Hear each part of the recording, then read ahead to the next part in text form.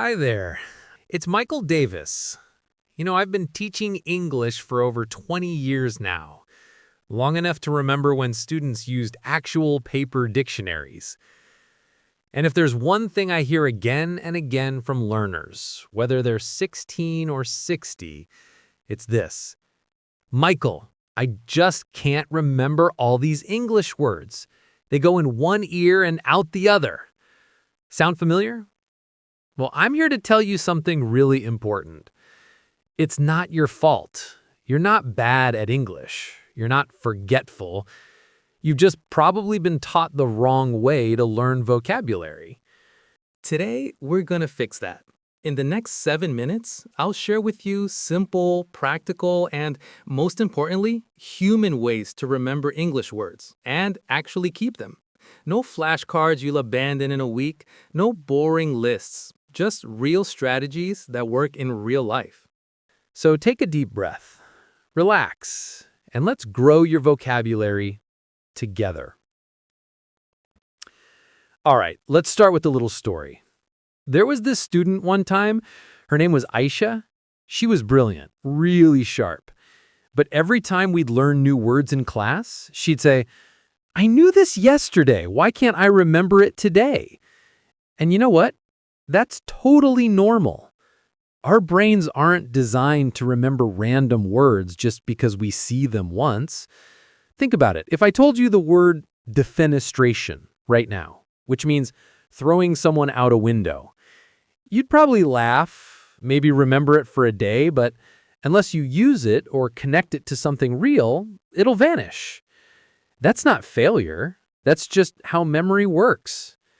So the first step, stop blaming yourself. Forgetting is part of learning. The trick isn't to never forget, it's to give your brain reasons to hold on. And that brings us to our first real strategy. Here's the golden rule. Words stick when they matter to you. Don't try to memorize ubiquitous because it's on a list. Instead, ask, when would I actually use this? For example, say you're learning the word convenient. Don't just write it down. Think, oh, the new coffee shop near my house is really convenient. I go there every morning. Now you've tied the word to a real place, a real habit, maybe even a smell, coffee, and a feeling. I'm relaxed. Your brain loves stories and feelings way more than definitions. Try this. Pick 3 new words this week. For each one, write one true sentence about your life. Not, the cat is fluffy, but my neighbor's cat, Mr. Whiskers, is so fluffy, I pet him every time I take out the trash. See the difference? Now the word fluffy isn't floating in space. It's attached to Mr. Whiskers, and you'll remember it. Now, here's something I've seen work wonders, even with shy students. You don't need to speak perfect English to practice vocabulary. You just need to use the words, even if it's just talking to yourself. Let me explain. Say you just learned the word exhausted. Instead of saying in your head, I am tired, say out loud, wow, I'm absolutely exhausted after that walk. Even if no one hears you, your mouth, your ears, and your brain all get involved. That's active learning, not passive learning. And if you're brave enough, try using the word in a real message. Text a friend, sorry I'm late, was exhausted from work. One time a student of mine practiced this with the word awkward. He texted his sister, that family Zoom call was so awkward when Uncle Bob started singing. She replied, LOL, yes, and he never forgot awkward again. So speak it, text it, whisper it, just use it. Okay, this one is a game changer. Most people try to learn words one by one. Apple, book, car, dog. But your brain doesn't store words like a dictionary. It stores them by context. So instead of random lists, group words by real-life situations. For example, at the doctor's office. Symptoms, headache, fever, dizzy, nauseous. Actions, Describe, examine, prescribe, recover. Feelings, worried, relieved, anxious. Now, when you imagine going to the doctor, all those words come together like a little team. Or think about ordering coffee. I'd like a medium latte, please. Is it okay if I add an extra shot? Actually, can I get that to go?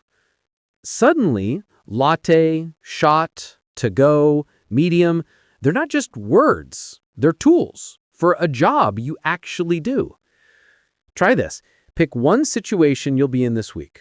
Grocery shopping, a work meeting, calling customer service, and learn 5 to 7 words that fit that scene. You'll remember them faster because they belong together. Now, I know what you're thinking.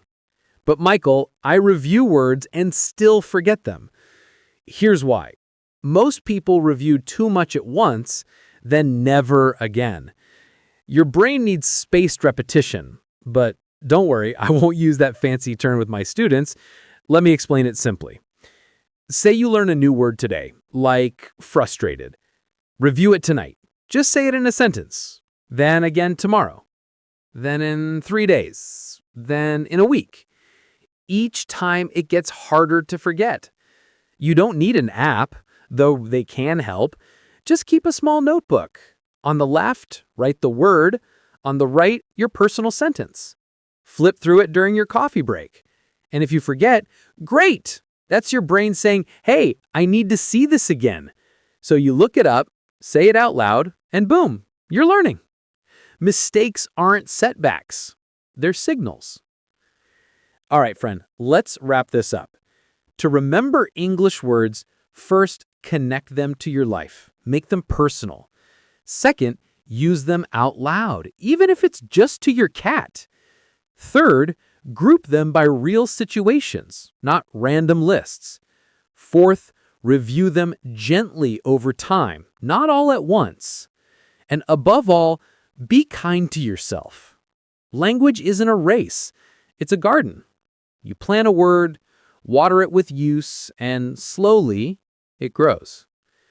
I've seen students go from I know nothing to chatting confidently, not because they're geniuses, but because they used simple human methods like these. So pick one strategy today, just one. Try it. See how it feels. And remember, every expert was once a beginner who kept going. You're doing great. I believe in you. This is Michael Davis, and I'll see you in the next lesson.